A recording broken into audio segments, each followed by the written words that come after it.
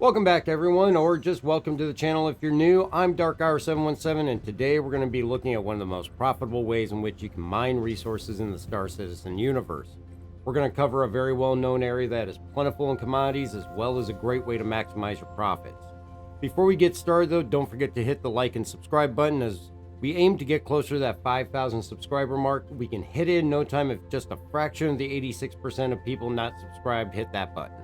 I would greatly appreciate it and thank all of you that already have.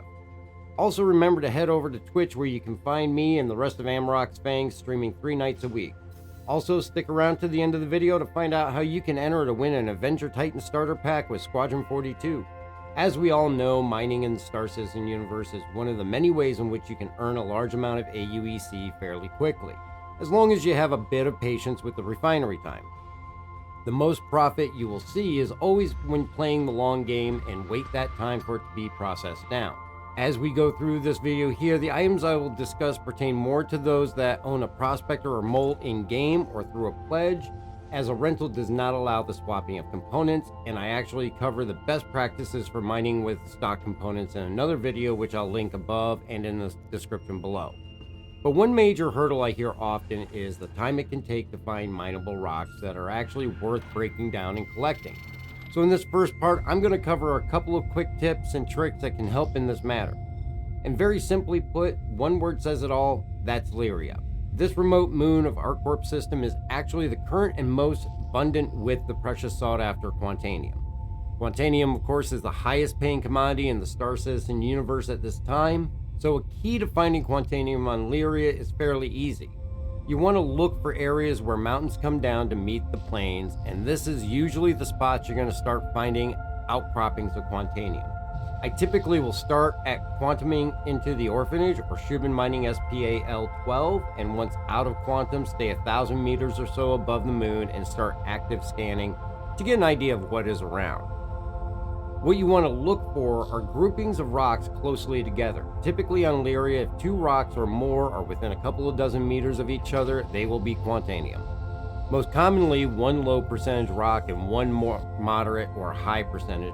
Staying above the surface actually allows for a wider viewable area, and rocks can still be picked up fairly quickly. It seems that the amount and size of the available Quantanium can vary from low to mid 3,000 mass with 30% or higher concentration of Quantanium to over 8,000 mass with as high as 48 to 50% concentration of Quantanium. Now, of course, in a number of these areas, it is also accompanied with a low concentration rock as well, ranging anywhere from 2 to 7%. Using this method, though, we've been able to find groupings as low as 2 rocks and as high as 10 rocks all sitting together. In cases that the rock count was high, a number of times we've actually been able to fill multiple prospectors. The key thing to remember when you're finding these groupings, though, is that you want to break down all the rocks before you start collecting them. That will allow you to beat the clock and the countdown timer before anything becomes volatile. Now, in the times that these rocks that are over 6,000 mass, you may ask what good is it if you're on your own? In this next part, I'm going to cover probably the one big thing that creates the most profit when mining in either the prospector or the mole, and that's group or org gameplay.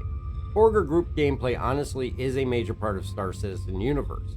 The game itself is completely able to be played and enjoyed solo with no issue at all. But when you introduce playing as part of an org or a group of friends, it truly opens the door to many more fun adventures and benefits. In regard to mining, adding this into the gameplay loop really opens the door for more massive returns on your time, and we actually do this often in the Amrox Fang org and are successful each and every time. So I'm going to cover what we find as some of the best ways to implement group or org gameplay into mining. As I mentioned, one of the biggest concerns is maximizing your time when mining. Limiting the time it takes to search for and break down a rock, then getting it to the refinery. When I'm actually out mining solo, I can spend anywhere from 5 to 20 minutes before I actually find something worth breaking down and profiting off of. The other aspect of this is when I come across a rock that's too big for my prospector, that's around 7,000 mass or higher. This allows for having other members of the org available that can come over and assist with a second laser to help make that initial break in the rock, allowing me to go ahead and continue breaking it down and profit from it.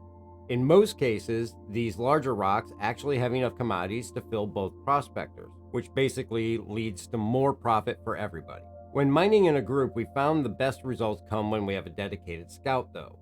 We have in our group members that will fly ahead and search for rocks and call out locations and announce what the breakdown of them are as far as percentages and mass. Then as mining vessels become available, they'll proceed over to the scout, take the rock, and the scout will move ahead to find the next group. And that is the key, of course, to all of this, is that the scouts are out there searching while others are mining, limiting the amount of time between finishing one rock and already having another one. There's no downtime from searching endlessly in hopes to find something that's worth taking.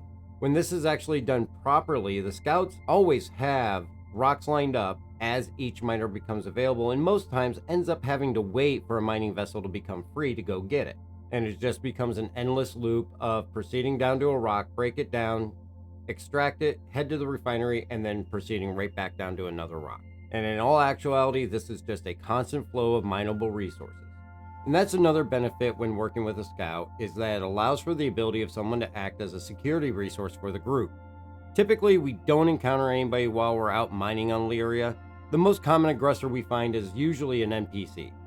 But as a scout allows for the use of a ship other than a mining vessel, typically some type of fighter that has some speed, this allows those acting as scouts to also act as security and defense team.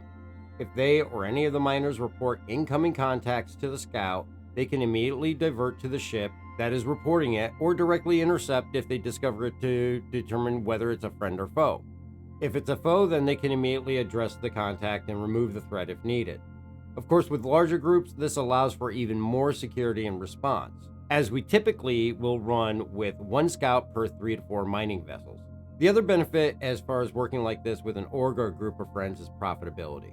Now you may say, but the scout's not making a UEC because they're not actively mining. Well, that's not necessarily true, because if you look at Amrox Fang, the mining ships do pay a finder's fee to each of the scouts.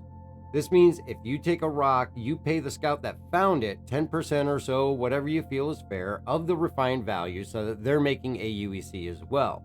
And as I mentioned, running 3 to 4 mining ships per scout, it means they're pulling that 10% in from each one of those ships as they find rocks for them. We do have one benefit in Amrox Fang, in that we do have people that enjoy doing the scouting without wanting to take the AUEC payout. Though that's a rarity that you find somebody that wants to do that, and we are more than happy to share the profit with those that are making this a better experience and faster earning potential. Because when you're constantly mining with no downtime for searching, this really adds up quickly for everybody to become profitable. The benefit of group mining is massive, and as the Star Citizen universe is set up to play in whatever manner you like, whether solo or in a group, in all actuality, the group gameplay opens up the possibilities and earning potential. Not just in mining, but also other events and gameplay loops. Group or org gameplay enhances and in many ways makes things like Xenothreat, Jumptown, Ninetales, bounties, mining, and yes, even piracy much more enjoyable.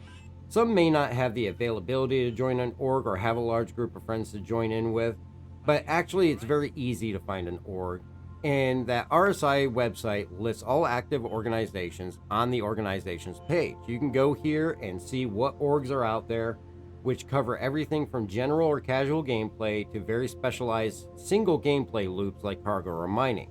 There's even orgs focused around military style roleplay and piracy gameplay. The options are really endless. If you're not wanting to really go through all that and searching through the organization page, always feel free to send a join request into Amrox Fang and jump in our Discord and our org, as we are casual gameplay and anti-piracy and run many group mining excursions all the time. We welcome org members as well as non-org members also to come along and profit together in these excursions. Link for our org page is going to be in the description below. I hope you found these hints useful on how to maximize your mining profits. Please feel free to leave a comment on your preferred style of mining gameplay, as I always enjoy hearing how others operate and enjoy doing things throughout the vert. Don't forget to get your entries though for our giveaways. For February, I'm giving away an Avenger Titan starter pack with Squadron 42. All you have to do to enter is subscribe and comment on any video by the end of February, and you'll be entered. Also, you can get a second entry by heading over to Twitch and giving a follow over there also by the end of February. The winner will be drawn on March 1st, and good luck to everybody that enters. Also remember, we stream on Twitch every Wednesday and Sunday night at 7 p.m. Eastern Time, as well as our State of the Verse podcast every Saturday at 8:30 p.m., where we cover all the latest news and information throughout the Star Citizen universe. And you can also get entered into our Twitch exclusive giveaways over there on Twitch as well. If you'd like to support the channel, check out the Patreon as well as the merch store, or even hit the join button above where you can get a membership for as little as 99 cents per month. I greatly appreciate it, as this is how we're able to continue the giveaways that give back to the community. Thanks again for checking out the video, and we will catch you next time.